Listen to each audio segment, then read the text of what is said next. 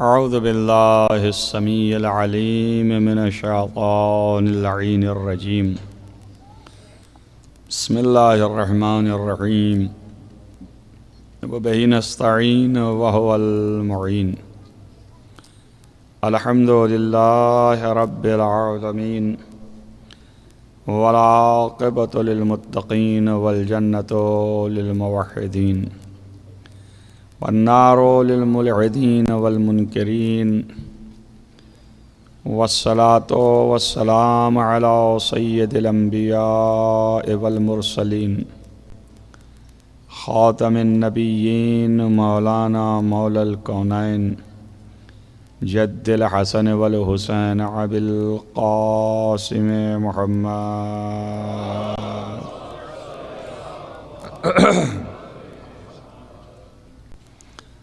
ولا سیما علی ابن عمہ ووزیرہ ووصیہ وخلیفتہ مقلوب کل قالب غالب کل غالب مولانا علی ابن ابی طالب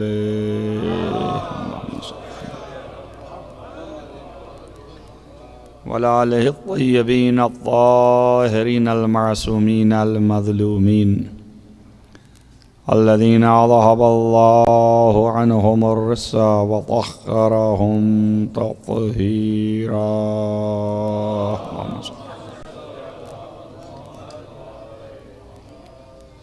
ولعنة الله على أعدائهم أجمعين من يومنا هذا إلى قيام يوم الدين.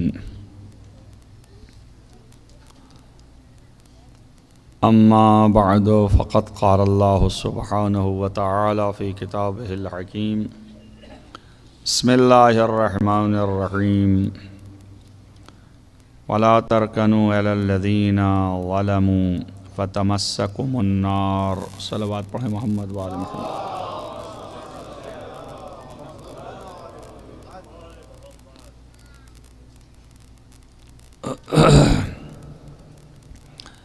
پانچ مرتبہ من یجیب آپ حضرات ہمارے ساتھ جو ہے وہ دہرائیں تمام مریضوں کی شفا کے لیے.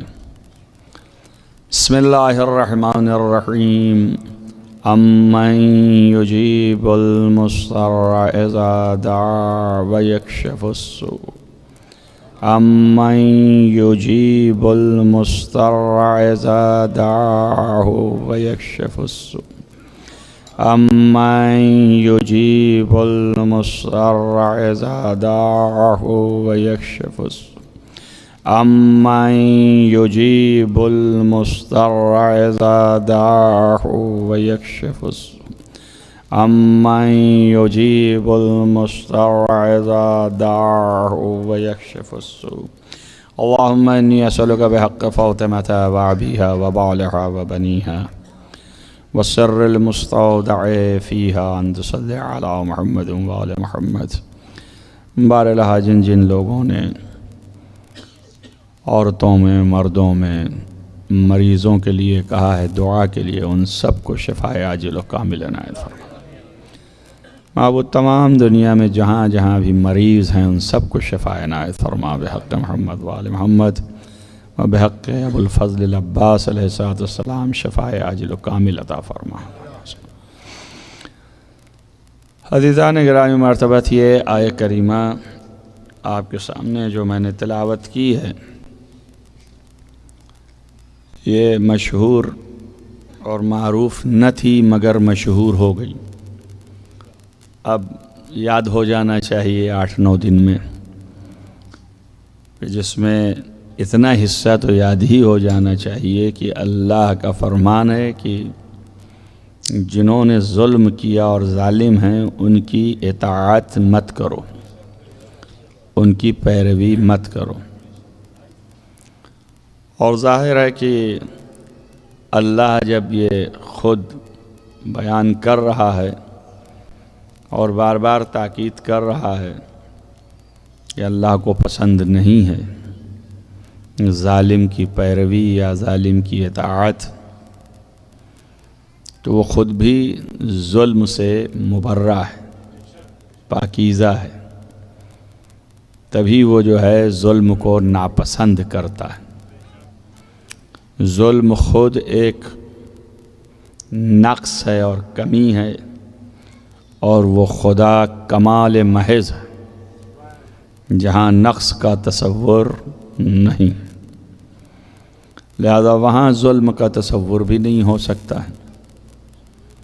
تو اس کا قانون اس حیثیت سے بھی بہت ہی زیادہ اہمیت کا حامل ہے، اور چونکہ یہ قید لگائی اطاعت کی تو گویا اس نے ایک شرط رکھ دی کہ اگر کوئی تمہارا راہبر ہو کہ جس کی تم اطاعت کرتے ہو تو یہ دیکھ کے اطاعت کرنا اور یہ دیکھ کے راہبر ماننا کہ وہ کسی بھی جہت سے ظالم نہ ہو، وہ ظلم سے مبرہ ہو، اور اس کے پاس تعدی نہ ہو، نہ غیروں کے ساتھ وہ ظلم کر رہا ہو، اور نہ ہی اپنے اوپر اپنے نفس پر بھی ظلم نہ کرتا ہو۔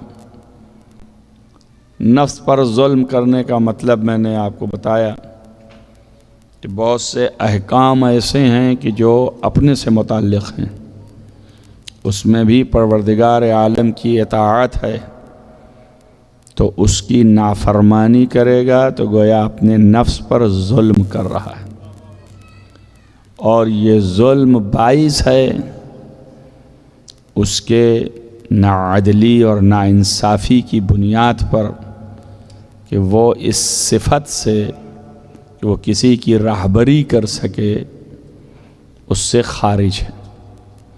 اللہ نے منع کیا اس کی اطاعت نہ کرنا۔ ماں باپ کی بھی اطاعت کی جو اس نے رکھی ہے تاکید، تو یہ بھی صاف ہوتا جائے، کسی نے پوچھا ہے تو وہ بھی معلوم ہو جائے کہ وہاں پر بھی ہے کہ اگر یہ ظلم کر رہے ہوں تو ان کی اطاعت نہیں کرنا۔ اسی لیے کہا ہے کہ اگر یہ شرک کی دعوت دیں تو اطاعت نہ کرنا، اگر یہ میرے احکام کے خلاف کسی چیز کی تمہیں دعوت دیں تو پھر اطاعت نہ کرنا۔ تو اس کا مطلب یہ ہے کہ اگر یہ اللہ کی طرف دعوت دے رہے ہیں تو وہ اطاعت جو ہے اللہ کی طرف، ان کی اطاعت پھر کرو، وہ بھی اللہ ہی کا حکم ہے، درحال ہے کہ وہ معصوم نہیں ہے، لیکن بعظمت اس کے کہ ماں باپ ہیں، خلقت کے سبب ہیں، اسی لیے کہا ہے کہ لا تعبدوا الا ایاہ، کسی کی عبادت نہ کرو سوائے پروردگار کے، صرف اللہ کی عبادت ہے۔ وبالوالدین احسانا، ایک صلوات پڑھیں۔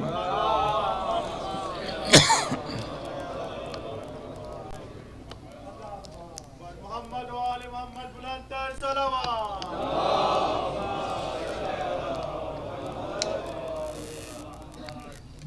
ایک صلوات اور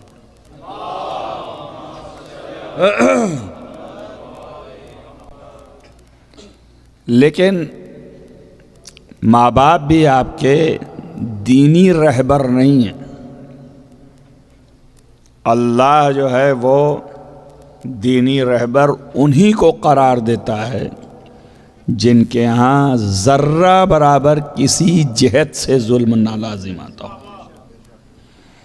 لہذا ماں باپ بھی جو ہیں وہ جن کی اطاعت اللہ نے کہی ہے کرنے کو، وہ محدود ہے اور اس میں بھی قیدیں لگائیں، لیکن دینی راہبر نہیں بنایا۔ دینی راہبر جو ہے وہ الگ ہے، جو کسی بھی جہت سے ظالم نہ ہو۔ والدین کے ساتھ احسان کرنے کو اسی لیے کہا، اطاعت کو محدود کر دیا تاکہ کوئی ابہام نہ ہو کہ یہ تو بھی اپنے نفسوں پہ ظلم کرتے ہیں، کیوں؟ اس لیے کہ یہ بھی گناہ کر بیٹھتے ہیں، تو جب گناہ کرتے ہیں تو ان کی اطاعت کیسے؟ تو وہ بتایا گیا کہ جب اس حال میں ہے تو اطاعت نہ کرنا، مگر جب یہ ہمارے احکام کی طرف دعوت دے رہے ہوں تو اطاعت کر لینا۔ ان کے روزمرہ کی زندگی کی اطاعت ہے، یعنی وہ حکم دے رہے ہیں مجھے پانی لا کے دے دو تو یہ اطاعت کرو، اگر وہ حکم دے رہے ہیں مجھے کھانا لا کے دے دو تو یہ اطاعت کرو، وہ حکم کر رہے ہیں میری خدمت کرو تو یہ اطاعت کرو، اور تمہیں حق نہیں ہے وَلَا تَقُلْ لَهُمَا اف، یعنی والدین کو تم اف تک کہنے کا حق نہیں رکھتے ہو۔ اگر وہ تم سے کوئی بھی حکم کریں تو اپنے ہر کام کو چھوڑ کے پہلے اسے بجا لاؤ، مگر اس سب ہونے کے باوجود وہ تمہارے دینی رہنما نہیں ہے۔ اب وجہ کیا ہے کہ اتنی اطاعت اللہ نے دے دی؟ تو وہ میں نے آیت پڑھی کہ یہ وجہ ہے کہ یہ آپ کی خلقت اور ولادت کے سبب ہیں۔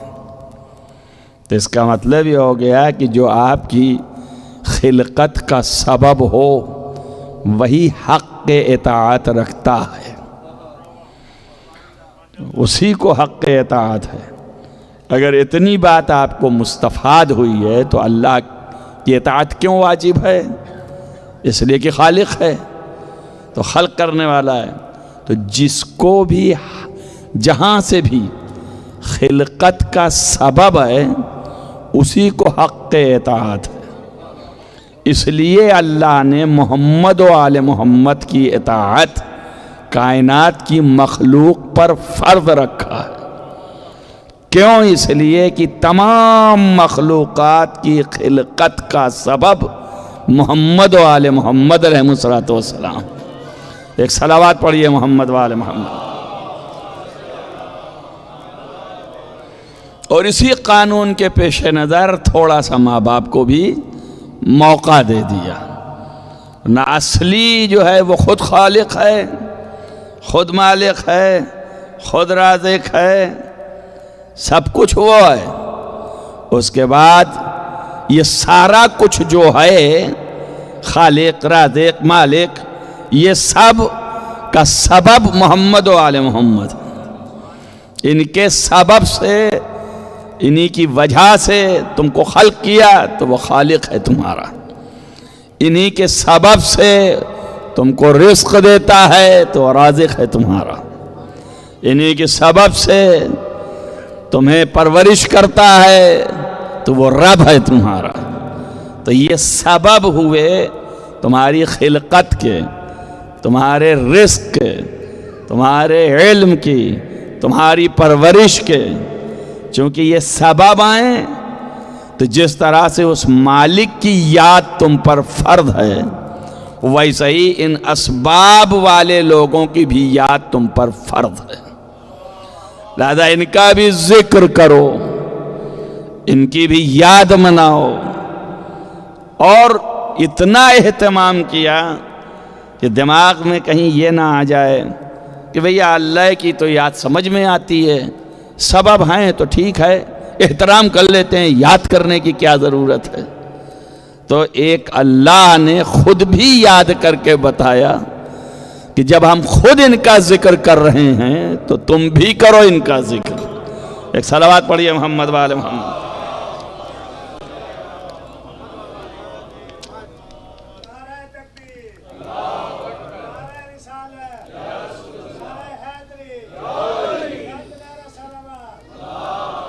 بہت سے لوگ پوچھتے ہیں کہ یہ ذکر کی اہمیت کیوں ہے، ذکر اہل بیت کیوں کیا جائے؟ اسی لیے مجالس میں پیغمبر نے یہ نہیں کہا ہے کہ زینو مجالسکم بذکر الصلاۃ، زینو مجالسکم بذکر الزکوٰۃ۔ اعلیٰ ترین عبادت تو صلاۃ ہے، تو کوئی حدیث ایسی آج تک کسی نے لکھنے کی جرات بھی نہیں کی کہ گڑھ دیا ہوتا ہے، لیکن نبی نے یہ فرمایا کہ زینوا مجالسکم بذکر علی ابن ابی طالب، علی کے ذکر سے اپنی مجلسوں کو زینت دو۔ تو یہ ذکر کیوں اتنا اہم ہے؟ تو آپ دیکھیے نماز آپ پر اوپر واجب ہے، نماز آپ پڑھتے ہیں، اللہ پڑھتا ہے؟ اللہ کس کی نماز پڑھے گا؟ تو اللہ نماز میں شریک نہیں ہے۔ زکوٰۃ آپ دیتے ہیں، اللہ زکوٰۃ تو دیتا نہیں، تو زکوٰۃ میں اللہ شریک نہیں ہے۔ حج آپ کرتے ہیں، اللہ بھی شریک نہیں۔ خمس آپ دیتے ہیں، اللہ بھی شریک نہیں ہے، اس کو دیتے ہیں مگر وہ کسی کو نہیں دیتا، وہ بھی خمس نکالے، وہ بھی زکوٰۃ دے۔ تو ساری عبادات اور ان ساری عبادات کی روح ذکر ہے پروردگار، اس کی یاد ہے، تو اس کی یاد آپ کرتے ہیں، اس میں وہ شریک نہیں ہے۔ لیکن ایک ہی ذکر ایسا ہے جس میں وہ بھی شریک ہے، اور وہ ذکر محمد و آل محمد کا ذکر ہے، جسے وہ خود کرتا ہے اور تمہیں بھی دعوت دیتا ہے کہ تم کرو۔ تو اب اس کا مطلب یہ ہو گیا کہ اعلیٰ ترین عبادت ہے کہ جس عبادت میں خود شریک ہے، ذکر آل محمد بھی کرتا ہے، اور ایک ایسا ہے رخ کہ جس تولا آپ کے لیے رکھا ہے، ولایت بھی رکھتا ہے آل محمد سے، محبت بھی رکھتا ہے آل محمد سے، اور ان کے دشمنوں سے براعت بھی کرتا ہے۔ اگر نہ کرتا ہوتا تو لعنت کیوں کرتا؟ تو لعنت اس کی طرف سے جو ہے وہ اس بات کی دلیل ہے کہ خدا بھی لعنت کرنے میں شریک ہے، محبت کرنے میں شریک ہے، ذکر کرنے میں شریک ہے۔ آل محمد کے سارے مراتب میں بندوں کی طرح خدا بھی شریک ہے۔ تو کتنی عظمت ہے، یہ کتنی بلندی ہے۔ اسی لیے رکھا ہے کہ ان کا ذکر بھی عبادت ہے، گویا ان کا ذکر میرا ذکر ہے۔ اسی لیے کہا کہ ذکر علی عبادہ، علی کا ذکر عبادت ہے۔ اور اس کے بعد یہ فرمایا کہ ان کا ذکر میرا ذکر ہے۔ تو ذکر کرنے کا مطلب کیا ہے؟ یاد منانا، ان کی یاد منائی جائے۔ یاد منانے کا مطلب کیا ہے؟ ان کو پہچانا جائے، ان کو جانا جائے کہ وہ کون ہیں، کیسے ہیں، کیا عظمت ہے، ان کے صفات کیا ہیں، ان کی خوبیاں کیا ہیں، کہ جن خوبیوں کی وجہ سے خدا نے انہیں اپنایا۔ میں نے آپ سے اول کلام کہا کہ چونکہ سبب خلقت کائنات ہیں، اس لیے پوری کائنات پر ان کی اطاعت فرض کی گئی، پوری کائنات پر ان کی اطاعت فرض ہے۔ آپ ملاحظہ کیجئے، یہ حدیث معروف ترین حدیث ہے امام محمد باقر علیہ السلام سے۔ میں یہ حدیث پڑھ کر کے کنیکٹ کروں گا ایک بات سے آپ کو۔ یہ معروف ترین حدیث ہے۔ امام محمد باقر علیہ السلام فرماتے ہیں کہ ان اللہ تعالی واحد و یکتا تھا اپنی وحدانیت میں، متفردن بالوحدانیہ۔ اللہ جو ہے وہ متفرد، تنہا تھا اور کوئی نہیں تھا۔ فخلق خلقا من نورہ، اور اس نے نور سے اپنے ایک مخلوق خلق کیا، اور اس نور کو جو خلق کیا، ھذا نور محمد مصطفیٰ صلی اللہ علیہ وسلم۔ اور یہ نور خلق کیا، اسی نور کے اجزاء قرار دیے۔ سب سے پہلے اس نور کے دو حصے کیے، اور ایک حصہ علی ابن ابی طالب کا نور، اور ایک حصہ رسول اکرم کا نور۔ پھر اس کے بعد ان دو کے درمیان بھی دیکھا کہ احتیاج ہے انسیت کی، تو پھر نور خلق کیا، وہ نور فاطمہ زہرا ہے۔ اور یہ نور خلق کرنے کے بعد چھوڑ دیا دہرن، یعنی ایک زمانہ کا تصور آپ اور ہم نہیں کر سکتے۔ جو زمانہ بنا، جسے ہم زمانہ کہہ رہے ہیں، وقت کہتے ہیں، یہ جو ہے وہ کائنات کی خلقت کے بعد ہے۔ کائنات خلق نہیں ہوا، ابھی کوئی چیز خلق نہیں ہوئی، نہ زمین، نہ آسمان، نہ سورج، نہ کچھ بھی نہیں۔ اب جب تک آسمان نہ خلق ہو، دور فلک نہ ہو، اور سورج نہ آئے، اس کی رفتار نہ چلے، دن و رات نہ بنے، تو سال نہیں بنے گا، معین نہیں ہوگا۔ اس لیے آپ کے پاس زمانہ ان سے آئے، ان کی خلقت سے پہلے ایک دہر چھوڑ دیا۔ اب یہ دہر نام رکھا گیا اس کا کہ جو مافوق خلقت افلاق ہے اس زمانے میں۔ اب وہ کتنے سالوں کا ہے کچھ پتہ نہیں ہے، بہت عظیم، بہت زیادہ تعداد کا۔ اور اس درمیان ان تین کو، یہ تین ہیں جو اللہ کی عبادت میں مشغول رہے، اور اتنی عبادتیں کی خدا کی، اور اتنی زیادہ اللہ کی معرفت پیش کی کہ پھر خدا نے چاہا کہ یہ اور زیادہ پہچانے جائیں، اور ان کے بھی لوگ مطیع و فرما بردار ہوں، تو پھر کائنات کو خلق کیا۔ اب تمام چیزوں کو خلق کرنے کے بعد اللہ تعالیٰ نے ہر شے پر ان تین کی اطاعت فرض کر دی۔ تمام کائنات کی ہر اشیاء پر، ہر جز پر، ہر کل پر ان تین کی اطاعت واجب کر دی۔ اب یہ تین کی اطاعت میں رہنا ہے، یہ کون؟ محمد مصطفیٰ صلی اللہ علیہ وسلم، علی مرتضیٰ علیہ السلام، فاطمہ زہرا سلام اللہ علیہ، تین کی اطاعت فرض کر دی۔ اللہ نے یہ اطاعت واجب قرار دے دیا۔ دیکھیے، ایک قرآن کی حقیقت ہے، اور یہاں سے آپ کو اندازہ لگے گا یہ معارف کی چیزیں ہیں، مگر یہ کہ ایک چیز کہہ رہا ہوں سمجھ جائیں تو اچھا رہے گا۔ قرآن مجید میں آواز آئی کہ فقط آتینا آل ابراہیم الکتاب والحکم، ہم نے آل ابراہیم کو کتاب اور حکمت اور نبوت عطا فرمائی۔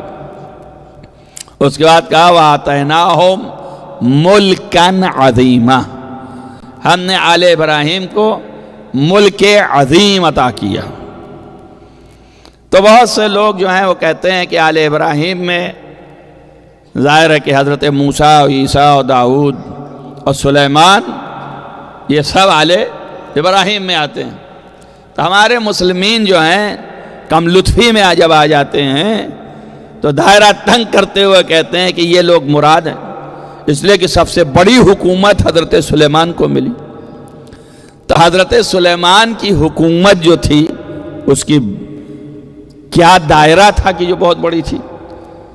دائرہ تو زمین پر زیادہ نہیں تھا، کیوں؟ اس لیے کہ وہ فلسطین کے ایریے میں تھی، اور ان کو اتنی خبر بھی نہیں تھی۔ حضرت سلیمان نبی تھے، لیکن ان کو یہ خبر نہیں ہے کہ یمن کدھر ہے اور یمن میں کون حاکم ہے۔ اس کے لیے قرآن ناقل ہے کہ ان کی حکومت کا دائرہ ذرا زمین سے اونچا یوں تھا کہ ہوا پر بھی تھی۔ ان کی حکومت جو ہے وہ جناتوں پر بھی تھی، انسانوں کی طرح۔ ان کی حکومت جو ہے وہ ہوا کے اوپر بھی تھی۔ ان کی حکومت تمام چرند و پرند پر تھی، اور ان چرند و پرند میں جو پرندے ہیں ان پر بھی تھی۔ تو انہی پرندوں میں سے ایک دن انہوں نے حکم دیا کہ سب صحرا میں آ کر کے ہمارے سامنے آئیں، تو جتنے تھے سب آ گئے۔ نہیں آیا تو ہدہد غائب رہا۔ تو انہوں نے کہا کدھر گیا ہدہد، کدھر گیا ہدہد؟ ارے بھائی آپ نبی اللہ ہیں، آپ تو خود جانتے ہیں کہ کدھر گیا ہے، لیکن قرآن میں سوال ہے کہ کدھر گیا؟ لوگوں نے کہا غائب ہے، پتہ نہیں کدھر گیا۔ اتنی دیر میں آن پڑا تو انہوں نے وہیں پہ کہا کہ اگر آئے گا تو میں اسے ذبح کر دوں گا، لَأَذْبَحَنَّ، میں اسے ذبح کر دوں گا اگر آئے گا تو۔ بغیر پوچھے چلا گیا، اور اتنی دیر میں وہ آ گیا۔ جب آیا تو حضرت سلیمان نے غصے کی نگاہ سے دیکھا اس کو، تو اس نے کہا ایسی جگہ گیا تھا اور ایسی خبر لے کے آیا ہوں کہ جو تمہیں خبر نہیں ہے۔ تو آپ دیکھ لیجئے، ایک پرندہ خبر رکھ رہا ہے، سلیمان کو نہیں ہے۔ یہ ہے سلیمان کے علم کا مبلغ، اور یہ ہے حکومت کہ ایک پرندہ بغیر بتائے چلا گیا اور اس پر وہ حکومت پوری کر نہ پائے۔ سب سے بڑی حکومت یہ مانی جاتی ہے، اور کہتے ہیں سب سے بڑی حکومت تھی یہی، صرف اس وجہ سے کہ ہوا پر بھی حکومت تھی اور جنوں پر بھی حکومت تھی۔ اب جو ہے چھٹے امام سے پوچھا گیا، اور امام محمد باقر علیہ السلام پانچویں امام سے پوچھا گیا، وَآتَيْنَاهُمْ مُلْكًا عَظِيمًا کے معنی کیا ہیں؟ تو آپ نے فرمایا کہ خدا کی قسم، اس سے مراد ہم ہیں، ہمیں ملک عظیم ہے اللہ کی طرف سے۔ پوچھا وہ کیسے؟ اس لیے کہ عامہ یہ کہتے ہیں، جو آل محمد کو امام نہیں مانتے وہ یہ کہتے ہیں، امام سے کہہ رہا ہے صحابی، کہ وہ یہ کہتے ہیں کہ اس سے مراد سلیمان ہے۔ تو آپ نے جواب میں یہی دلیل دی کہ سلیمان کی حکومت کیا اتنی بڑی ہے کہ ہر چیز پر ان کی حکومت ہو؟ ان کی حکومت تو صرف ہوا اور جنوں تک رہ گئی، ہماری حکومت ملائکہ پر بھی ہے، چرند پر، پرند پر، اشیاء اور عالم کائنات پر، یعنی کونین میں جتنی چیزیں خلق ہوئی ہیں ان سب پر ہماری حکومت ہے۔ تو جس کی ہر چیز پر حکومت ہو وہی جو ہے ملک عظیم کا مالک ہے۔ ایک صلوات پڑھیے محمد وآل محمد۔ ظاہر ہے کہ یہ عظمت اتنی زیادہ ہے، یہ نہ سمجھیے کہ صرف آپ ہی ہیں یہاں پہ جو آپ یہ کام کر رہے ہیں۔ یہ ذکر اہل بیت عالمین میں ہر جگہ جاری و ساری ہے۔ ایک شخص یمن سے امام کی بارگاہ میں آیا، یمن کا بہت بڑا عالم مانا جاتا تھا، مدینے میں چھٹے امام کی بارگاہ میں آیا، اور جیسے ہی قریب آیا لوگوں نے تعارف میں بتایا کہ یہ یمن کا عالم ہے اور بہت بڑا عالم کہلاتا ہے۔ تو آپ نے مسکرا کے پوچھا کہ یمن کے عالم کی علم کی وسعت کیا ہے، وہ یہاں سے یمن کو کتنی دیر میں طے کر سکتا ہے؟ تو اس نے کہا 2 گھنٹے میں ہم یمن سے مدینے پہنچ سکتے ہیں، ہمارے علم کی قدرت اتنی ہے۔ تو امام نے کہا ہم تو پلک جھپکتے جا سکتے ہیں۔ اب یہ تو میں نے آپ کو سمجھنے کے لیے کہا، لیکن امام کی ورڈنگ یہ نہیں تھی۔ امام نے یوں استعمال فرمایا، کہا تو پھر مدینے کا عالم یمن کے عالم سے بڑا ہے، کیوں؟ اس لیے کہ وہ پلک جھپکتے طے کر لیتا ہے۔ تو معلوم ہوا کہ پلک جھپکتے طے کر لیتا ہے۔ جیسے ہی کہا ویسے ہی اس نے پلٹ کے پوچھا کہ کہاں کہاں کی سیر کر لیتا ہے؟ تو حضرت نے فرمایا پورے عالمین کی، فقط صرف جو ہے یمنی کی نہیں، پورے عالمین کی۔ اب اسے عالمینی کی خبر نہیں تھی، تو اس نے کہا کہ مولا کیا مطلب؟ یہ نظام شمسی جو ہے اس طرح کی اور بھی ہیں؟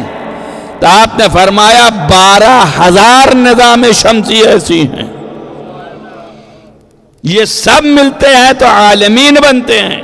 تو آپ نے فرمایا جیسے ہی یہ، تو اس نے پوچھا کہ کیا وہاں پر بھی مخلوق بستے ہیں؟ آپ نے فرمایا ہاں۔ کہا وہاں کی رہنمائی؟ کہا وہ ہمارے ذمے ہے، جیسے ہم تمہارے پاس ہیں ایسے ہی ہم ان کے پاس بھی ہیں۔ توجہ کیجئے، آپ غور کیجئے، یہ ایسی ذاتیں ہیں کہ ایک وقت میں ہر جگہ نظر آتے ہیں، وہاں کے لوگ بھی ان سے استفادہ کر رہے ہیں اور یہاں کے لوگ بھی استفادہ کر رہے ہیں۔ اگر عقل میں نہیں جا رہا تو ایک دن کی مجلس یاد کیجئے، میں نے بتایا کہ پیغمبر جب معراج پر تھے تو پیغمبر نے جیسے ہی دیکھا حجاب ہٹنے سے کہ علی موجود ہیں، ویسے ہی خدا نے کہا نیچے بھی نگاہ کرو۔ جیسے ہی نیچے نگاہ کیا دیکھا علی نیچے سجدہ کر رہے ہیں، تو اوپر بھی ہیں ایک ہی وقت میں اور نیچے بھی ہیں۔ اسی کو کہتے ہیں مظہر العجائب، یعنی ہر جگہ نظر آتے ہیں۔ تو ہمارا ذکر بھی ہر جگہ ہوتا ہے، ہماری ولایت کا تذکرہ ہر جگہ ہے۔ تو غرض یہ ہے کہ یہ حکومت کا دائرہ محدود نہیں ہے، پوری کائنات پر ہے، اور قانون اللہ کا ایک ہے، ظالم حاکم نہیں ہو سکتا ہے۔ تو یہ ایسے عادل ہیں کہ ان کی حکومت پوری کائنات پر ہے۔ اسی لیے پیغمبر لمحے بھر میں چلے گئے، کیوں نہ چلے جاتے؟ اب قرآن نے نقل کیا ہے اور آپ سنتے رہتے ہیں۔ یہی سلیمان کے وصی تھے، آصف برقیہ وزیر تھے۔ تو جب یہ حدود آیا اور بتایا کہ وہاں پہ ایک بادشاہ ہے جس کا تخت بھی بہت عظیم ہے اور بہت ہی نرالا ہے، یہ فلسطین میں نہیں ہے اس طرح کا، عرش عظیم، اس کے پاس بہت زبردست تخت ہے جس پر وہ بادشاہ مگر وہ عورت ہے۔ تو انہوں نے کہا کہ بھئی یہ تخت جو ہے کون لا سکتا ہے؟ تو ایک عفریت من الجن، جناتوں میں کیا تھا کھڑا ہوا، اس نے کہا 12 گھنٹے میں لے کے آ جاؤں گا، پورے دن میں، رات نہیں ہونے پائے گی۔ پھر آپ نے خطاب کیا کوئی اور ہے؟ تو آصف برقیہ نے کہا کہ میں اسے پلک جھپکنے سے پہلے لے کے آ سکتا ہوں۔ اس کو قرآن نے نقل کیا اور قرآن نے ایسے کہا، قال من عنده علم من الکتاب، جس کے پاس تھوڑا سا علم کتاب تھا، اس نے کہا انا آتیک قبل ان یرتد الیک طرفک، میں اتنا جلدی لاؤں گا کہ تمہارے آنکھ کی پلک نہیں جھپکنے پائے گی۔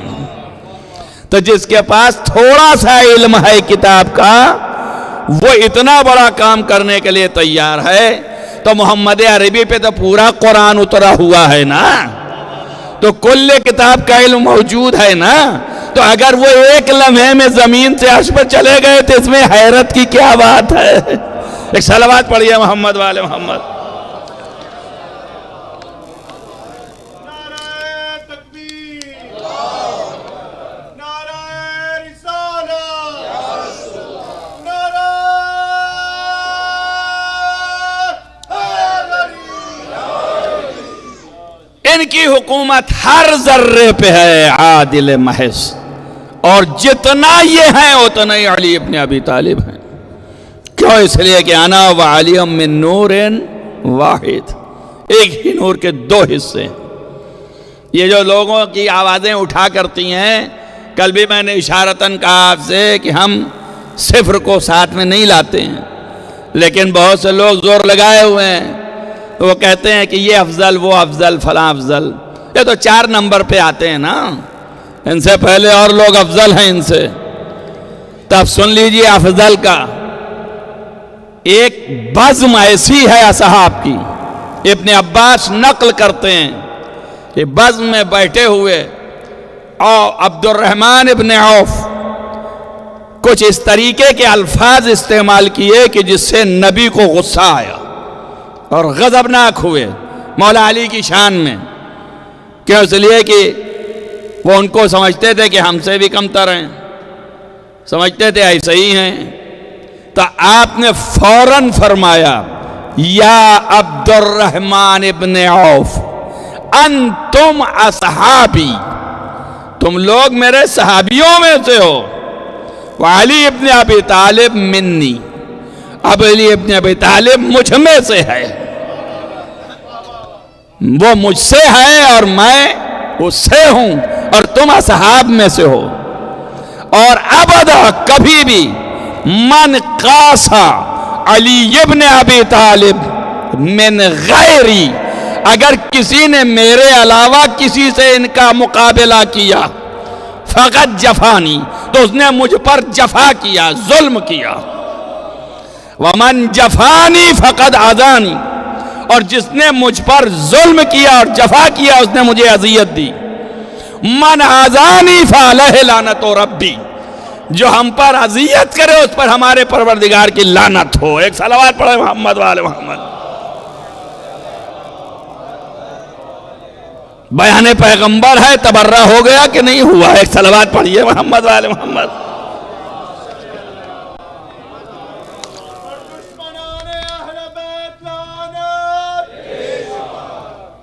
دیکھیے پیغمبر کا یہ کام ہوتا رہتا تھا، ایک تیر سے دو شکار کرتے تھے وہ، ہمیشہ ان کی عادت تھی ایسے، فضائل بھی بیان کیا اور تبرہ بھی کیا۔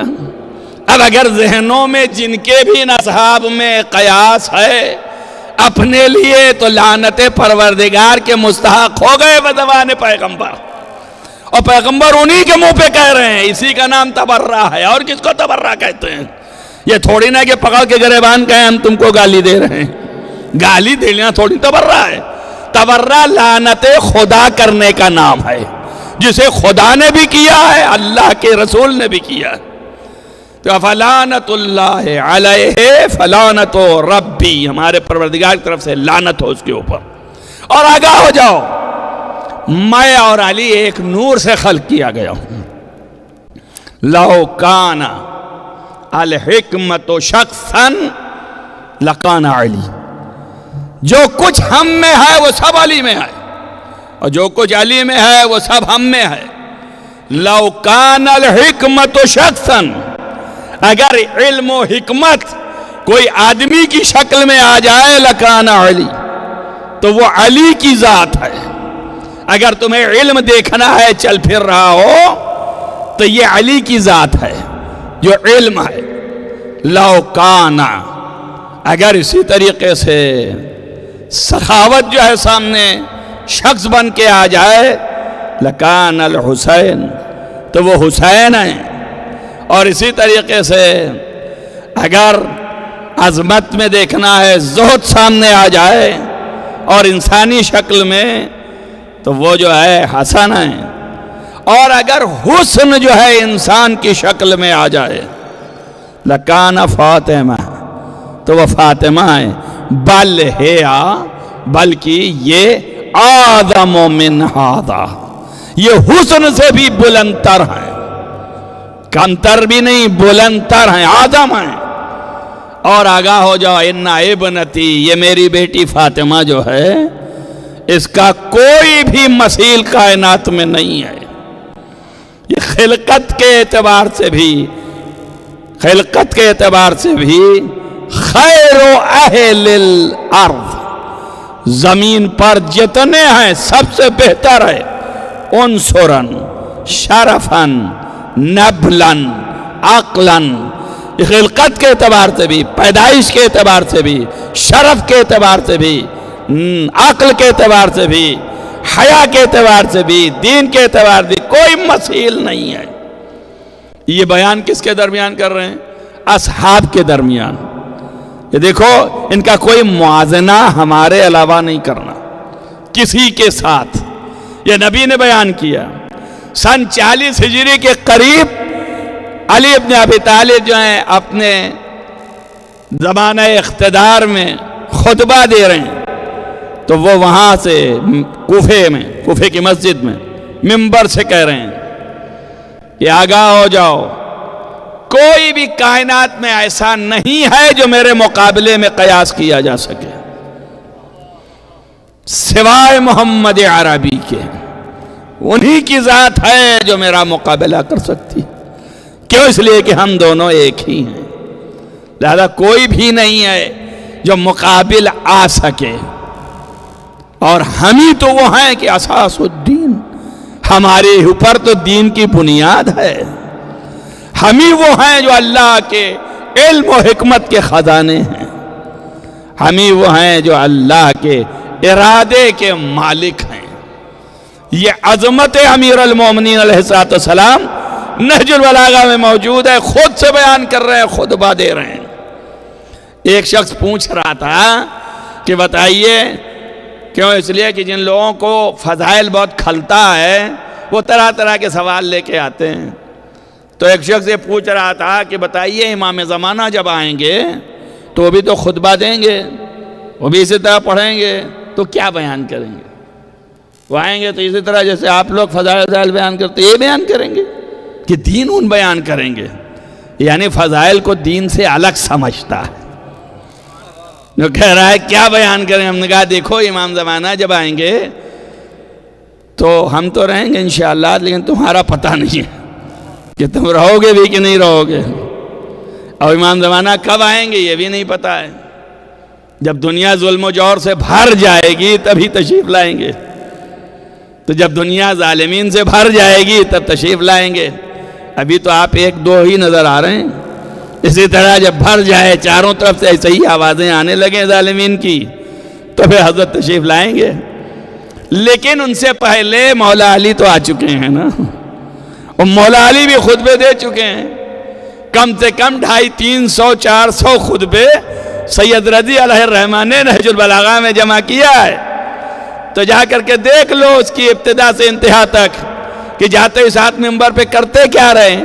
پہلے اللہ کی حمد کی، پھر رسول پر درود و سلام بھیجا، اور پھر اس کے بعد فرمایا انا میں یہ ہوں، میں وہ ہوں، میں وہ ہوں۔ اسی کا نام تو فضائل اہل بیت ہے کہ کسی اور چیز کا نام فضائل اہل بیت ہے؟ ایک صلوات پڑھیے محمد وآل محمد۔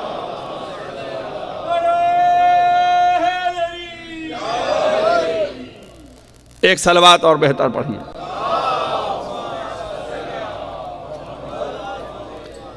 علامہ صاحب سازش چل رہی ہے، فضائل و مصائب کا سلسلہ یہ ممبروں سے منقطع کرنا چاہ رہے ہیں، ان کو فنڈنگ ہو رہی ہے، یہ پے رول پہ، ان پہ عملانت پہ۔ ایک صلوات پڑھیے محمد وآل محمد۔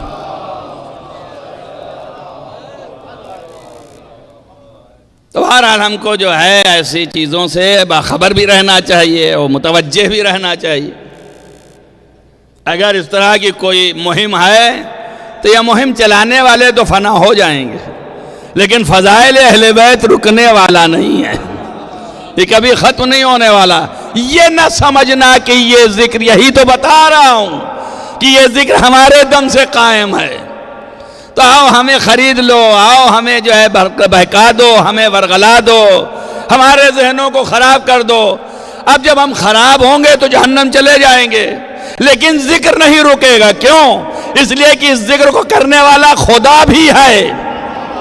تو ہم فنا ہو جائیں گے، سب فنا ہو جائیں، مگر خدا ہمیشہ رہے گا۔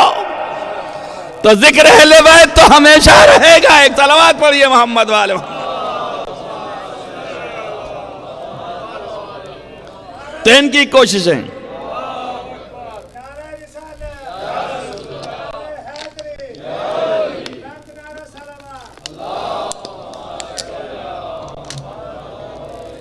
کوششیں ناکام ہو جائیں گی، ختم ہو جائیں گی۔ میں آپ کو بتا رہا تھا فضائل میں سے کہ دہر تک رکھا گیا، اور دہر کو تخمینہ نہیں دے سکتے۔ آپ کو بتانے کے لیے کہ زمانہ کا اندازہ لگائیے کہ کیسے ہے، تو یہاں پتہ چل جائے گا۔ یہ دہر، یہ زمانہ جس میں یہ تھے اور عبادات الہیہ کرتے رہے، اللہ ان کی عبادت سے اتنا خوش ہوا کہ اس نے ان کی عبادت اور حمد پر، میں نے کسی مجلس میں ذکر کیا تھا کہ یہ احمد آیا کہاں سے، وہ محمود بنا کیسے؟ چونکہ انہوں نے حمد الہی اتنی کی کہ جس کی حمد کی جائے اسے محمود کہتے ہیں۔ تو جب انہوں نے اتنی حمد کی تو اللہ محمود ہوا۔ اب جب اس نے دیکھا کہ یہ مجھے اتنا چاہتا ہے تو اب ان کا بھی ذکر کیا، جیسے ہی اللہ نے ان کا ذکر کیا تو سب سے بڑی حمد ہو گئی، تو یہ احمد بن گئے۔ ایک صلوات پڑھیے محمد والے محمد۔ اور یہ ساری منزلیں اس دہر میں گزرتی رہیں۔ بزم پیغمبر ہے، اور بزم پیغمبر میں جبریل آ گئے۔ جیسے ہی جبریل آ کے بیٹھے، اصحاب بیٹھے ہیں، گفتگو ہے پیغمبر سے جبریل سے، اور اصحاب بھی کچھ ہیں، ابن عباس ناقل، ابن مسعود ناقل۔ اب جبریل تھوڑا کھڑے ہونے لگے، جیسے ہی کھڑے ہونے لگے نبی نے پوچھا کیوں کھڑے ہو رہے ہو؟ تو سامنے دیکھیے، جب سامنے نگاہ اٹھائی تو دیکھا علی ابن ابی طالب آ رہے ہیں، تو کہا پھر کیوں کھڑے ہو رہے ہو؟ علی کے لیے کھڑے ہو رہے ہو؟ ان کا لہو حق علی تعلیم الحق التعلیم، ان کے لیے ہمارے اوپر ایک حق ہے، اور وہ حق یہ ہے کہ انہوں نے ہمیں تعلیم دی ہے، یہ ہمارے معلم ہیں، ہم کو پڑھایا ہے، ہمیں تعلیم دی ہے، وہ حق ہے ان کا ہمارے اوپر۔ تب ظاہر ہے کہ تعلیم دی ہے تو مجھے احترام کرنا ہے، عظمت بتانا ہے۔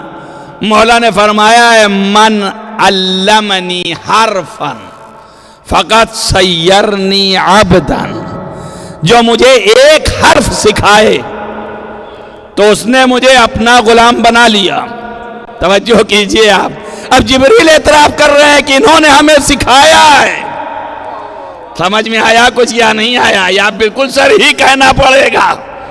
تو سکھانے ہی پہ خادم ہو گئے، اور یوں تو خادم تھے ہی، اگر خادم نہ ہوتے تو گھر میں چکیاں نہ چلاتے، خادم نہ ہوتے تو جھولا نہ جھولاتے، جھاڑو مت لگاتے۔ ایک صلوات پڑھیے محمد والے محمد۔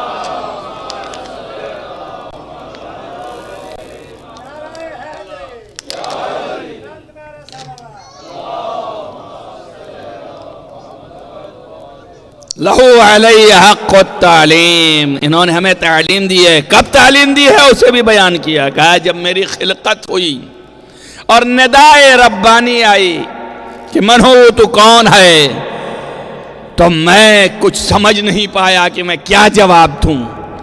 تو ایک ندا آئی جو میں نے دیکھا اپنے ادھر ادھر، تو وہ نور علی تھا، اور کہا گھبرا نہیں، کہہ دے انتا رب الجلیل اسمک الجمیل وانا عبد الذلیل واسمی جبریل۔ یہ سالی تعلیم دے رہے ہیں، توجہ کیجئے۔ جبریل بھی اپنا نام نہیں جانتے، ابھی خلق ہوئے ہیں، اور علی نام بتا رہے ہیں۔ یہ ہے ارادہ الہیہ سے ارادہ علی کا ملنا۔ ایک صلوات پڑھیے محمد والے محمد۔ بہت سے مناقب ہیں، خیر بہرحال بتانا آپ کو تو زمانہ ہے۔ اس کے بعد پھر مولائے کائنات تشریف فرما ہوئے، اور حضرت جبریل سے پیغمبر نے پوچھا کہ یہ کب کی بات ہے، کچھ زمانہ تو بتا سکتے ہو، یہ کس زمانے کی بات ہے؟ کہا یا رسول اللہ یہ بہت پرانی باتیں ہیں، میں اس کی کوئی ایسی چیز کھینچ نہیں سکتا ہوں، فقط اتنا جانتا ہوں کہ ایک ستارہ 30,000 سال میں ایک دفعہ چمکتا ہے، اور میں نے اس ستارے کو 30,000 برس مرتبہ چمکتے دیکھ چکا ہوں۔ توجہ رہے آپ کو، اب حساب لگائیے کہ کتنا زمانہ گزرا ہوگا۔ توجہ ہو گئی؟ تو پیغمبر نے کہا اس ستارے کو جب تم نے اتنی مرتبہ دیکھا ہے تو پہچانتے ہوگے؟ کہا بے شک، کیوں نہ پہچانوں، آج بھی چمکے تو پہچان لوں۔ بس پیغمبر نے مسکرا کے کہا یا علی اکشف الامامہ، اپنا امامہ ہٹا دیجئے۔ جیسے ہی علی نے امامہ ہٹایا، جبریل نے وہی ستارے کی چمک دیکھی۔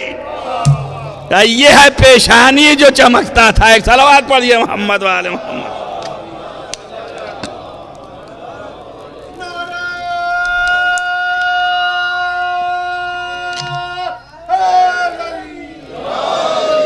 اب اس سے زیادہ ہلا ڈلا نہیں سکتا آپ کو، جو تھی طاقت کر دی آپ کے سامنے۔ یہ عظمت علی ابن ابی طالب ہے، اس عظمت کے قربان جائیں۔ بزم اصحاب میں نبی تشریف فرما ہیں، جبریل کی آمد ہے، اور اس کے بعد کہا علی کو بلا کے بٹھا لو سامنے۔ علی بلا کے بٹھا لیے گئے، اور اس کے بعد ایک طبق میں خرما لایا گیا جو جنت سے لایا گیا اور رکھا گیا اور کہا کھاؤ. کھا لیا. اب اس کے بعد پھر پانی لایا گیا اور تشت لایا گیا جنت سے جبریل، اور پیغمبر کو حکم دیا آپ ان کا ہاتھ دھلائیے. پیغمبر لے کے آگے بڑھے، کہا یا علی چلو ہاتھ دھو. کہا یا رسول اللہ کیسے ممکن ہے آپ کا میں ہاتھ دھلاؤں، آپ پر میں پانی ڈالوں؟ یہ حق ہے نہ کہ میرے لیے آپ ایسا کریں. تو آپ نے فرمایا اس وقت میں اطاعت پروردگار میں ہوں، حکم پروردگار ہے، تمہیں یہ کرنا پڑے گا کہ ہاتھ اپنے بڑھاؤ اس تشت کی طرف. آپ نے ہاتھ بڑھایا، پیغمبر نے پانی ڈالا. اب اس کے بعد ہاتھ دھو رہے ہیں، دیکھ رہے ہیں پانی تشت میں تو جا ہی نہیں رہا. تو فرمایا یا رسول اللہ پانی تو زمین پر تشت جو رکھا ہے اس پر نہیں آ رہا ہے، تو یہ پانی کدھر جا رہا ہے؟ یا علی ان الملائکہ، اگر یہ برداشت ہو سکے حلق سے نیچے نہیں جانے والا ہے، اب نہ پوچھنا اس کے بعد سے. ان الملائکہ یستبقون، ملائکہ جو ہیں وہ سبقت لے جا رہے ہیں ایک دوسرے سے اس بات کے اوپر کہ جو پانی آپ کے ہاتھ سے گر رہا ہے اسے چلو میں لے لیں اور اسے اپنے چہرے کو دھو لیں اور اسے برکت حاصل کر لیں. توجہ کیجئے آپ، علی کے چہرے کے، علی کے ہاتھ کے دھون کے پانی سے ملائکہ اپنے چہرے پر غسل کریں اور اس سے برکت حاصل کریں. آپ جو ہے یہاں تھوڑی سی برکت لینے میں بھی سوچ رہے ہیں کہ حرام ہے کہ حلال ہے، بدعت ہے کہ صحیح ہے. یہاں ملائکہ مسابقہ کر رہے ہیں. توجہ کریے، یہ عظمت علی ابن ابی طالب ہے. سے بڑی فضیلتیں کیا ہو سکتی ہیں؟ یہ آخری فضیلت ہے کہ عبداللہ ابن مسعود کہتا ہے کہ میں دوڑ کے گیا پیغمبر کے پاس، اور صرف یہ اس لیے فضیلت بیان ہو رہی ہے کہ اس کے بعد فضیلت باپ بیٹا آپ کے سامنے آنے والا ہے. تو چاہے پہلے باپ کو تو سمجھ لیں کہ کیا ہے اور کتنی بلندی پر فائز ہے، پھر اس باپ کی تمنا سمجھ میں آئے گی آپ کو. یہ اتنا عظیم باپ جب اتنا عظیم ہے تو اس کی تمنا کتنی عظیم ہوگی. اب وہ تمنا کر رہا ہے کہ میرے لیے ایسی اولاد کی ضرورت ہے کہ میرے بعد میرا جانشین ہو سکے.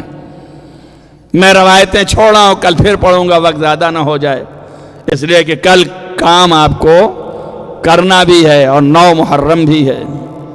پرسوں کام نہ کیجئے گا، 10 محرم کو کام کرنا حرام ہے اور اس کی رقم لینا حرام ہے. ایک دن تو اپنے امام کے لیے آپ وقف کیجئے، اور کچھ کیجئے یا نہ کیجئے، کم سے کم فعل حرام نہ انجام دیجئے. روز عاشور مصیبت کا دن ہے، اس کے لیے علی ابن ابی طالب نے تمنا کی. جب مباہلہ میں وقت پڑا تو پنجتن گئے تھے اس کو بچانے کے لیے، اور جب وہاں سے فتح نصیب ہوئی اور لوٹنے لگے تو سب کے اپنے اپنے ذہن میں تھا. علی ابن ابی طالب کے یہ ذہن میں آیا کہ اگر پھر اسلام پر وقت پڑ گیا تو سب کا تو جانشین رہے گا. کیوں؟ اس لیے کہ آج مباہلہ میں اگر وقت پڑا اور نبی نہ رہے تو ان کا بیٹا حسن و حسین آج مباہلہ میں وہ بیٹے ہو گئے، ان کے اللہ نے لے لیا، نبی کے فرزند بنا دیے گئے. اب ہمارے پاس تو ہونا چاہیے نا، تو ان کا جانشین رہے گا، اور ہمارا کوئی جانشین ہونا چاہیے. حضرت فاطمہ کا جانشین زینب ہے، تو ہمارا بھی جانشین ہونا چاہیے. اس لیے فکر دامنگیر ہوئی. پلٹ کر کے جب آئے تو آپ نے اپنے بھائی عقیل سے اس بات کا اظہار کیا. اور یہ ہمارے آپ کے لیے ایک میسج ہے، پیغام ہے. امیر المومنین علیہ السلام سب کو جانتے تھے، امام تھے مطلق، علم کے مالک، لیکن اظہار اس لیے کیا تاکہ یہ دنیا میں پھیلے، دوسروں کے لیے ہدایت کا ذریعہ قرار پائے. اس لیے کہا ایسا گھر بتاؤ جو شجاع ہو، اس لیے کہ مجھے شجاع بیٹے کی ضرورت ہے. تو اس کا مطلب یہ ہو گیا کہ اولاد میں ماں کے اثرات بہت زیادہ آتے ہیں. اس لیے کہ امیر المومنین تو شجاع ترین ہیں. جب شجاع ترین ہیں تو اب ڈھونڈنے کی ضرورت ہی نہیں ہے اگر تنہا باپ کا ہوتا تو. اس بات کی دلیل ہے جسے آج دنیا نے پروف کر لیا کہ ماں کے اثرات بیٹے پہ بہت آتے ہیں. تو شجاع قبیلہ چاہیے. اور تم بتاؤ، بتا دیا کہ کیوں کہا اپنے بھائی سے، اس لیے کہ ہم تک یہ پیغام پہنچے کہ انتخاب میں شجاع ڈھونڈو، انتخاب میں خاندان، نسب، نسل بہتر ڈھونڈو، صاحب صفت ڈھونڈو، سخاوت والا. بخیل خاندان نہیں ہونا چاہیے. بخیل ہوگا تو بچہ بخیل ہوگا، شجاع ہوگا تو بچہ شجاع ہوگا. کچھ ماں کی طرف سے صفات لے کے آئے. ایسا خاندان چاہیے، ایسا قبیلہ چاہیے. انہوں نے قبیلہ بتایا، خاندان بتایا اور دلیل میں بھی لے آئے. حضرت فاطمہ کلابیہ، فاطمہ بنت حزام، یہ خاندان بنی کلاب کی ہیں. ان کے دادا جو 7 ایسے ماہر قصیدے والے شاعر گزرے ہیں کہ جو قرآن کے مقابلے میں ان کے قصیدے ٹانگے گئے تھے، مگر قرآن ان پر ور آیا ایک چھوٹی سی آیت پہ. وہ 7 قصیدوں میں کا ایک قصیدہ کہنے والا ان کے خاندان کا تھا. اور وہ اتنا عظیم اور ماہر تھا. ہر شخص جو قصیدہ کہنے والا ہوتا تھا کسی نہ کسی فیلڈ میں ماہر ہوتا تھا. کوئی جو ہے غزل میں ماہر ہوتا تھا، عورتوں کے پیکر کھینچتے تھے. کوئی جو ہے وہ گھوڑے کی تعریف میں ماہر ہوتا تھا. کوئی جو ہے وہ تلوار کی تعریف میں ماہر ہوتا تھا. کوئی جو ہے وہ نیزے کی تعریف میں ماہر ہوتا تھا. تو یہ شخص نیزے کی تعریف میں ماہر تھا اور یہ اتنا شجاع تھا کہ اس کے لیے مشہور ہے کہ نیزے کو اپنی زبان پر رکھ کے کھڑا کر لیتا تھا، زبان پہ روکتا تھا نیزے کو. اتنا شجاع تھا اور اتنا اعتبار اس کو تھا اپنے فن پر. یہ خاندان مشہور تھا. اس خاندان کی نشاندہی فرمائی، کہا ایسا خاندان ہے. بس وقت میں تنگی ہے، لیکن عزیزو آپ ملاحظہ کیجئے جب عقد کرنے کا وقت آیا تو پیغام لے کے گئے عقیل. جب عقیل پیغام لے کے گئے اور حزام کے پاس، تو پہلے حزام تو یہ سوچے شاید یہ اپنے بیٹے اوٹے کا پیغام لا کے ہوں. لیکن جب حزام نے حزام کے سامنے تعریف کرنا شروع کیا تو وہ سارے صفات امیر المومنین کے تھے. ان کے بھی کان کھڑے ہوئے. ان کا اچھا آپ کس کے لیے کہہ رہے ہیں؟ ان کا ھذا اخی، میرا بھائی علی، ان کے لیے میں کہہ رہا ہوں. تو انہوں نے کہا اب کیا میں کہہ سکتا ہوں، میں اپنی بیٹی سے پوچھ کے جواب دیتا ہوں. اور یہ روایت میں ہے کہ ادھر پردے کے پیچھے بیٹی سن رہی ہے. جیسے ہی نام سنا سجدے میں چلی گئی کہ اللہ نے ایسا موقع تو فراہم کیا کہ امام وقت کی خدمت کرنے کا موقع ملے گا. جیسے ہی حزام نے پوچھا کیا کہتی ہو، کہا امر آپ کے ہاتھوں میں ہے. جیسے ہی باپ نے دیکھا کہ بیٹی کو کوئی اعتراض نہیں ہے، پلٹ کے عقیل سے کہا میرے لیے اس سے بڑھ کے شرف کیا ہوگا کہ میں مولائے کائنات کے قدموں میں اپنی بیٹی کو ڈال دوں. اور عقد ہوا. روایتوں میں یہ ملتا ہے کہ جب عقد ہو کر کے بیوی آئیں تو آنے کے بعد جو سب سے پہلا کام کیا وہ یہ تھا کہ جیسے ہی آپ مولائے کائنات کے گھر پہ پہنچیں آپ سب سے پہلے دہڑی کو چوما. یہ دہڑی کا چومنا کیوں؟ اس لیے کہ در بطول ہے یہ.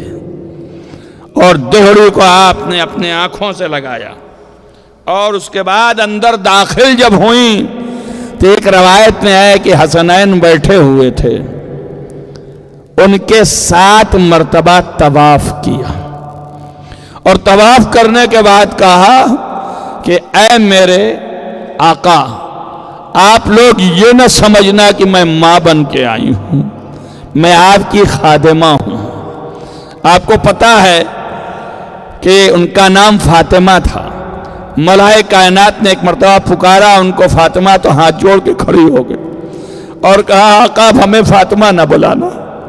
کہا کیوں؟ کہا اس لیے کہ اس گھر کی ملکن فاطمہ تھی اور ان کے یہ فرزند ہیں، جب آپ پکاریں گے تو ان کو اپنی ماں یاد آئے گی، تو میرا کوئی نام اور آپ تجویز کر لیں۔ تو ملائکہ کائنات نے ان کا نام ام البنین رکھا تھا۔ عزیزو، یہ ام البنین نام امیر المومنین نے دیا تھا، لیکن بعد از واقع کربلا ام البنین نے جنت البقیع میں جا کے جو مرثیے کہے ہیں اس میں یہ پکار کے کہا ہے لوگوں مجھے ام البنین نہ کہو، کیوں؟ اس لیے کہ میرے سارے بیٹے کربلا میں شہید ہو گئے، اب میرے پاس کوئی نہیں ہے۔ روایتوں میں ہے کہ 4 قبریں بناتی تھیں، 4 بیٹے تھے اور ہر قبریں ہر ایک کے نام سے بناتی تھیں، اور ایک قبر علیحدہ بناتی تھیں امام حسین کے نام سے، اور آپ گریہ کرتے ہوئے یہ کہتی تھیں کہ عباس تجھ پہ نہ روؤں گی، میں تو اپنے آقا حسین پہ رونے آئی ہوں۔ عزیزوں، اور گریہ کے درمیان مرثیہ پڑھتی تھیں، اس مرثیے میں صرف اتنا کہا ہے لوگوں میں نے بچے پیدا کیے تھے اس لیے کہ آقا پہ قربان ہو جائیں، میرے لال تم لوگوں نے ہمارے دل کو ٹھنڈا کر دیا، لیکن ایک چیز میرے دل کو چھیدے ڈال رہی ہے، وہ یہ کہ میں نے سنا ہے کہ میرے لال عباس کے ہاتھ قطع کر دیے گئے ہیں۔ اے لوگوں مجھے یہ بتاؤ، جب کوئی گھڑ سوار گھوڑے سے گرتا تھا تو وہ اپنے ہاتھ ٹیکتا تھا، ارے میرا لال جب گھوڑے سے زمین پہ آیا ہوگا تو کس عالم میں آیا ہوگا؟ میں بی بی کہہ کے گریہ کرتی تھی، میرا دل چاہتا ہے کہو شہزادی آپ جو ہے یہ غم نہ کیجئے، ارے عباس جب گرے ہوں گے تو سیدہ نے اپنے دامن کو پھیلا دیا ہوگا، کہا ہوگا میرے لال آجا میری آغوش میں۔ جزاکم ربکم خیر الجزا۔ عزیزوں، روایتوں میں اس کا غم ہے حضرت عباس کو بھی کہ آپ کے ہاتھ نہیں تھا۔ روایتوں میں مختلف روایتیں ہیں۔ کربلا میں حضرت عباس کے روضے میں مجلس ہوتی تھی، اس میں ایک ذاکر مجلس پڑھا کرتا تھا۔ اس زمانے کے جو مرجع وقت تھے سید شیرازی، وہ وہاں بیٹھتے تھے، مجلس سنتے تھے نماز پڑھانے کے بعد۔ وہ پڑھنے والا جب پڑھ رہا تھا تو اس نے یہ پڑھا کہ میں نے اپنے بزرگ سے سنا ہے کہ حضرت عباس کے تمام جتنے بھی مصائب ہیں ان میں یہ عظیم ترین مصیبت ہے کہ ایک تیر آپ کے پیشانی پہ آ کے لگا، اور جب پیشانی پہ لگا تو آپ کیسے نکالتے، اس لیے کہ ہاتھ نہیں تھا، تو آپ نے اپنی پیشانی سے تیر کو جھٹکا۔ یہ وہ پڑھ رہا تھا، یہ سن رہے تھے۔ مجلس کے خاتمے کے بعد اس کو بلایا اور کہا تم نے روایت کہاں سے پڑھی ہے؟ اس نے کہا میں نے اپنے بزرگ سے سنا تھا اس لیے پڑھ دیا، میں نے کسی کتاب میں نہیں پڑھا۔ کہا اب اس کو نہیں پڑھنا، یہ کہیں روایت ایسی نہیں ہے اور میں نے نہیں دیکھی ہے، اب آئندہ نہیں پڑھنا۔ اس کہہ کے چلے گئے۔ جب گھر میں گئے تو خواب میں دیکھا کہ محشر کربلا ہے اور جناب عباس سامنے کھڑے ہیں اور ان کے پیشانی پہ ایک تیر لگا ہے، اور اس کے بعد پوچھ رہا سید شیرازی یہ بتا جس کے ہاتھ نہ ہو وہ تیر کیسے نکالے؟ عزیزو، یہ کب لگا؟ یہ اس وقت لگا جب ہاتھ قطع ہو گئے، ظالمین نے تیر مارنا شروع کیا، اور کس بات پر؟ وہ پانی کا مشکیزہ جو لے کے جا رہے تھے اس کو خاتمے کے لیے، تو ایک تیر ایسا مارا کہ جو آپ کے مشکیزے پہ لگا اور آپ کے قلب تک پہنچا، دوسرا تیر ایسا مارا جو پیشانی پہ لگا، ایک تیسرا تیر ایک آنکھ میں آیا، چوتھا تیر ایک آنکھ میں آیا۔ عزیزو ہاتھ نہیں ہے کہ تیر نکالے، چاروں طرف سے تیر بارانی ہے، کوئی نیزہ مار رہا ہے، کوئی تلوار۔ عباس اپنے جسم پر لے رہے ہیں، لیکن عزیزو ایک ظالم آگے بڑھا اور اس کا نام تھا حسین بن طفیل۔ اس نے کہا عباس بڑا ناز کرتے تھے اپنی بہادری پہ، بتاؤ اب تمہارے ہاتھ میں یہ کیا کرو گے؟ لوہے کا گرج لیا، آپ کے سر پہ لگایا، آپ کا سر دوپارا ہوا، گھوڑوں سے ڈگمگائے، زمین پر گرے، جیسے ہی گرے پکارا یا اخی ادر کا خاک، اے آقا آئیے، اے میرے بھائی دوڑیے، بھائی کی خبر لیجئے۔ جزاکم ربکم خیر الجزا۔ عزیزو بڑی تیزی سے امام دوڑے، جناب علی اکبر ساتھ میں۔ روایتوں میں ملتا ہے کہ آپ نے علی اکبر سے کہا اتنا جلدی کرو کہ ظالمین عباس کا سر نہ قلم کرنے پائے۔ عزیزو بہت تیز پہنچے، جب قریب گئے تو کیا دیکھا کہ سر آپ کا دو نیم ہے، زمین پہ گرے ہیں۔ آپ نے سر کو جمع کیا اور اس کے بعد اس سے تیر نکالا، یہ پیشانی کا تیر باہر کیا، آنکھوں سے تیر نکالا، اور اس کے بعد سر کو آپ نے اپنے زانوں پہ رکھا۔ جیسے ہی رکھا حضرت نے زمین پہ کر دیا، پھر اٹھایا، پھر رکھا، پھر حضرت عباس نے زمین پہ گرا دیا، پھر اٹھایا، پھر رکھا۔ تیسری دفعہ رکھ کے جھک کے پوچھا بھائی کیا مجھ سے ناراض ہو؟ کہا نہیں آقا، ارے یہ بلندی پہ سر کیسے جا سکتا ہے؟ عصر عاشور آپ کا سر زمین پہ ہوگا، شمر آپ کے سینے پہ ہوگا۔ عزیزو حسین نے عباس کے آنکھوں سے تیر نکالا، نکالنے کے بعد آپ نے جھک کے پوچھا کوئی فرمائش ہے؟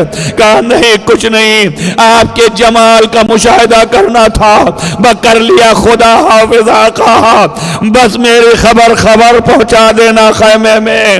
عزیزو لکھا ہے آنکھ بند کی عباس نے، حسین نے آپ کے پیٹھ کے اندر ہاتھ ڈالنا شروع کیا، جیسے ہی ہاتھ لگایا عباس کو احساس ہوا کہ ہاتھ لگا رہے، آنکھ کھل گئی۔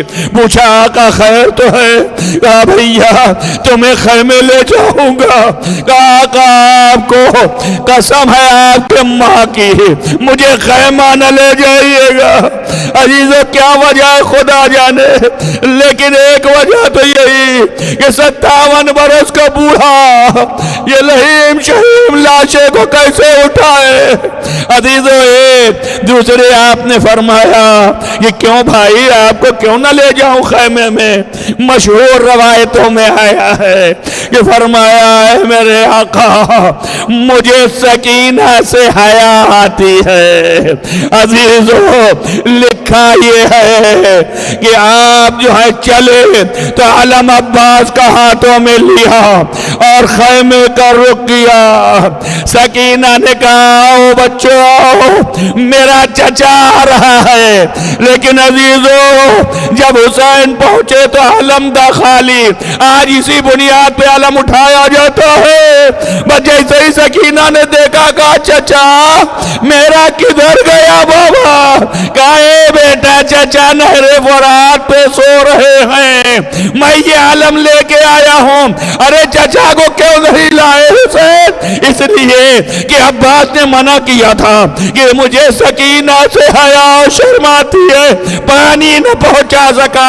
تو عزیزو ختم مجلس اتنا پوچھتا ہوں کہ اگر عباس نہیں گئے خیمے میں تو کیا سکینہ نہ آئیں گی؟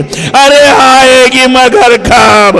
جب خیمے میں آگ لگ جائے گی، دامن میں آگ لگے گی تو دوڑیں گی، آواز دیں گی نہر فرات پہنچ کے اے چچا ارے اٹھئے، اماں کے سر سے پھوپھی اماں کے سر سے ردا چھن گئی، خیمے میں آگ لگ گئی۔ اے چچا ظالم نے تماچے مارے، اے چچا ظالم نے گوشوارے چھیجے، سیعلم الذین ظلموا ماتم حسین۔